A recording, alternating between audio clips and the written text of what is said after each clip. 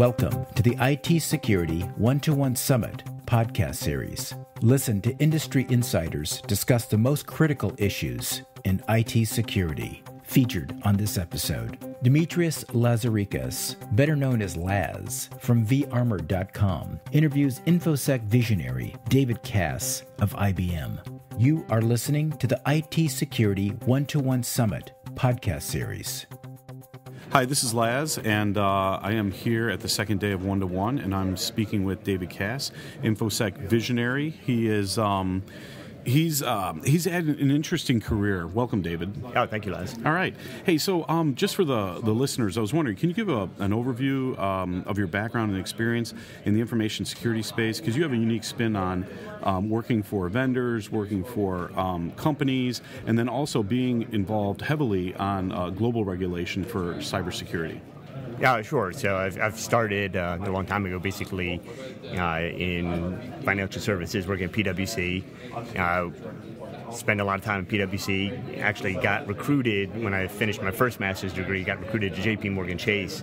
Initially started there as one of their VPs of business continuity and disaster recovery. That was around the time when the Fed white paper came out, and it kind of dictated the fact that banks had to have business continuity and disaster recovery strategy in place, do the testing and things like that. So I was recruited into Chase to help get them compliant with the Fed white paper at the time and get that going along. So after about a year doing that, I became one of their VPs of risk and assurance, and that was really more of the deeper foray into information security for me, looking at it from a multi-country point of view within the financial services space.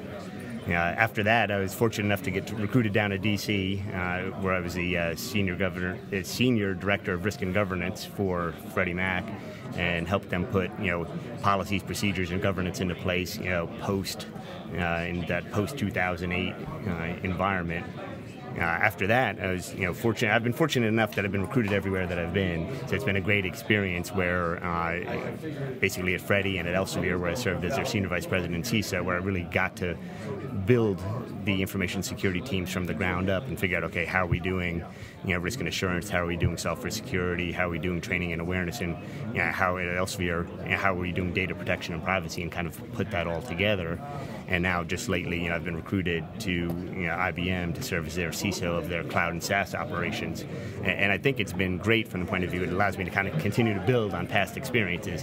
So now, in addition to having all the internal responsibilities as a CISO for cloud and SaaS, I also have to take into account how are we servicing our customers and what are we doing to help protect their information. Well, that's an amazing background. Thanks for sharing that. And I think if we look at your career, you've been in financial services, you've been on the lending side, the buying side, the commercial side, the retail side. You've been a publisher. You've worked with groups that a lot of people would aspire to work for. So thanks for sharing that with us. One of the things that we sat through a presentation earlier today, Brian Bobo's presentation, and I think one of the elements that I wanted to talk to you about during that presentation was being offensive or defensive. And I'm wondering, could you share some of your thoughts on it? Sure. I mean, it's a very interesting area to be in. As you know, mostly from offensive capabilities, that's usually reserved for government type of capabilities. And I think the biggest challenge right now, where most organizations are clearly building up their defensive capabilities, there's always that talk of, do we need offensive capabilities? And the real challenges around that are, the governments have to deal with the fact you have to be able to show attribution, you have to be able to show proportionality, and the way most hackers work is, if I break into your systems, I'm going to try to make sure it doesn't look like me, I'm going to try to make sure it looks like somebody else. And then from an attribution point of view, you need to be sure. And if I compromised, somebody else's machine to break into your environment, then what? Then, if you were to retaliate, you may be retaliating against a company whose boxes were just getting leveraged in a malicious way and not even know it. So there's a huge amount to take into account. So I think really, I know it's a big focus right now for the government of how do you be more, do more in offensive capabilities, since other nations don't necessarily play by the same rules, or how do you look at kind of leveling the playing field for everyone?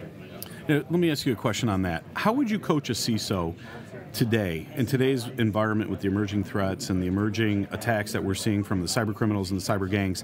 What would you coach a CISO in doing if they had to build an offensive strategy?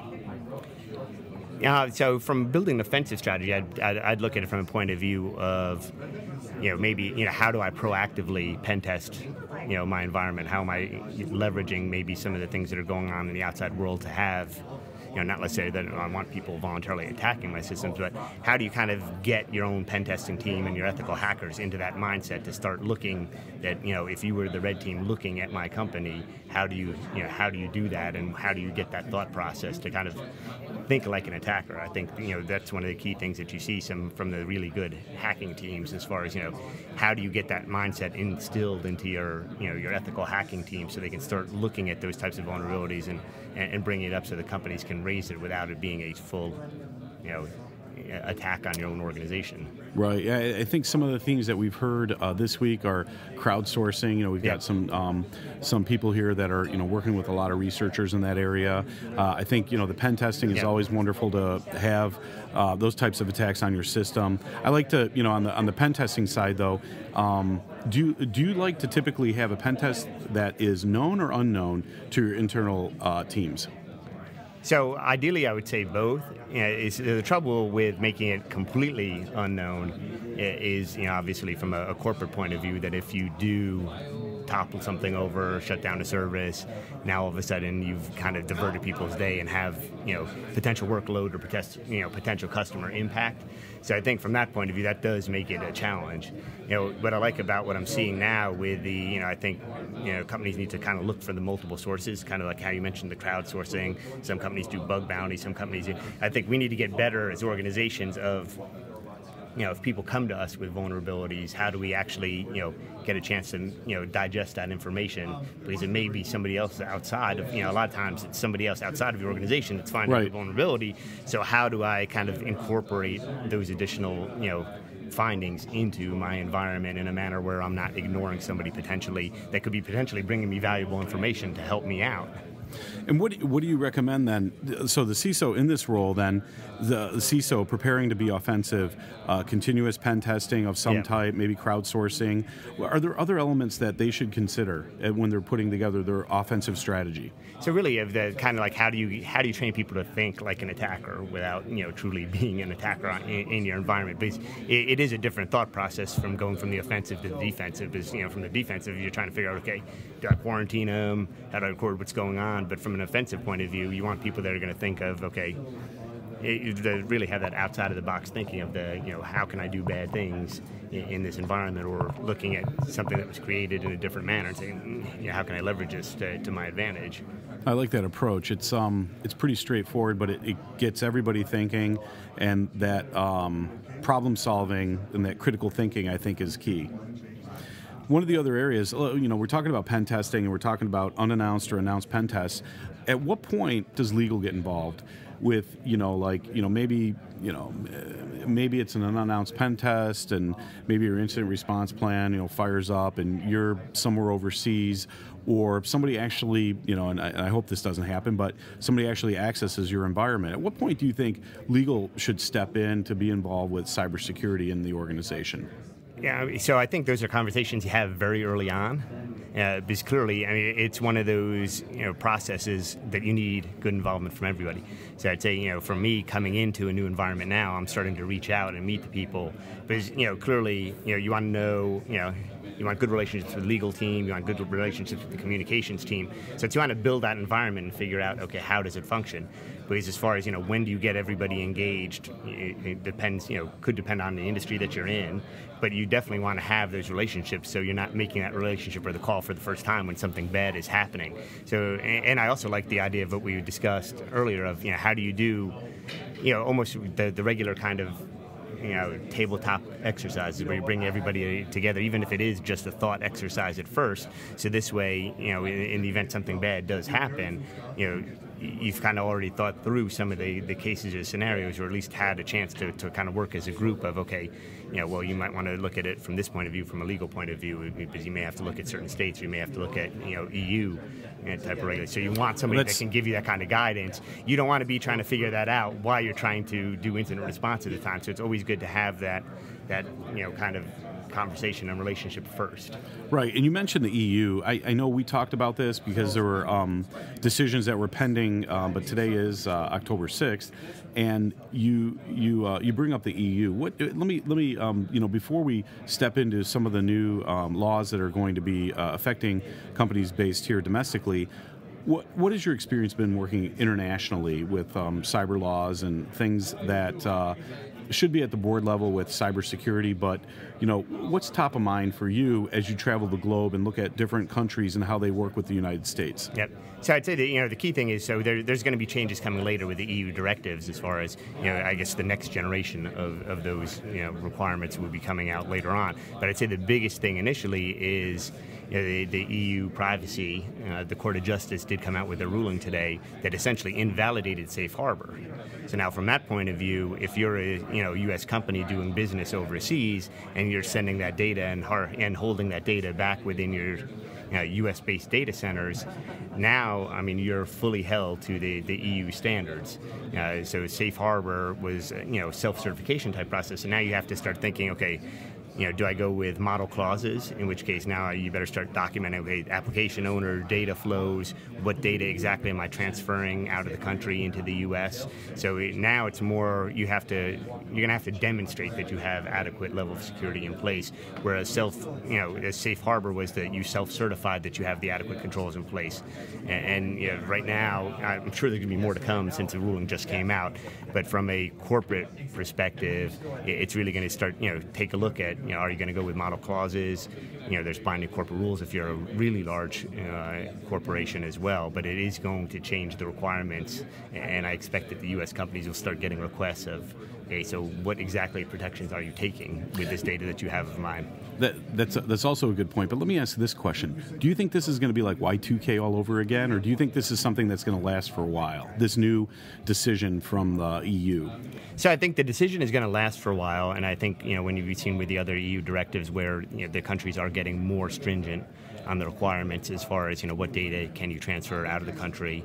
You have now there's even more than 80 countries with some kind of privacy laws that speak to types of data that can be transferred inside and outside of the country. So I'd say it's here to stay. And I think the key thing is that you have to realize that there's fundamental difference between how the U.S. views privacy, how the EU views privacy, and how APAC views privacy, and even like Russian data localization law.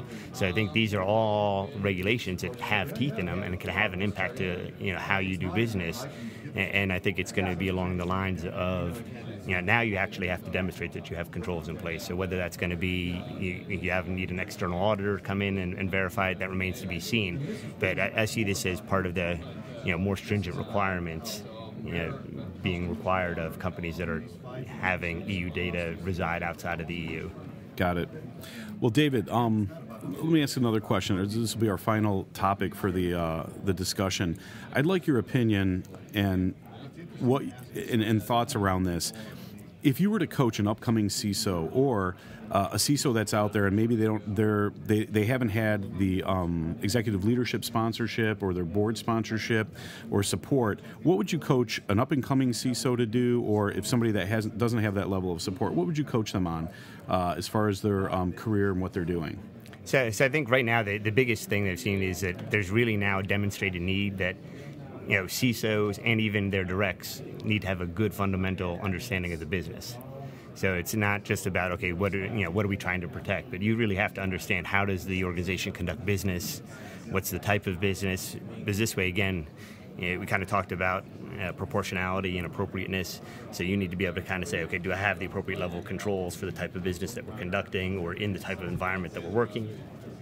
Because it's no longer a one-size-fits-all approach. Because again, at the end of the day, from a CISO point of view, we're here to help protect the information, but we still have to enable the business and help them innovate. When you see how fast and how many things have changed in technology, there's been fundamental changes to the way people work, and part of that as a CISO is we need to keep up with that, and we need to enable the business to do business, but we also need to come to the realization that the approach that we were using 5 years ago isn't the approach that we can use today. Understood. Well, David, I'd like to thank you for making the time to catch up today. And if people wanted to reach out to you and ask follow-up questions, what's the best way to reach you? So the best way is usually via LinkedIn, or they can reach me on Twitter as well. I'm happy to respond. I do write some of the security blogs as well, so I do write a Ask the CISO column, so they're happy to reach out to me on that as well. Very nice. And what is your Twitter? The best way to Twitter? Your Twitter handle is? Oh, it's at DCAS001. Great. All right. So this is Laz, and I'd like to say thank you again. We'll talk soon. Thanks. And if you want to reach out to me, this is Laz. You can reach me by email, laz@varmour.com. Thanks for listening to the IT Security One-to-One Summit podcast series. To listen to other podcasts or for more information on the IT Security One-to-One Summit, visit us at one2onesummitss.com/ITSec. That's ONE2ONE summits.com/ITSEC.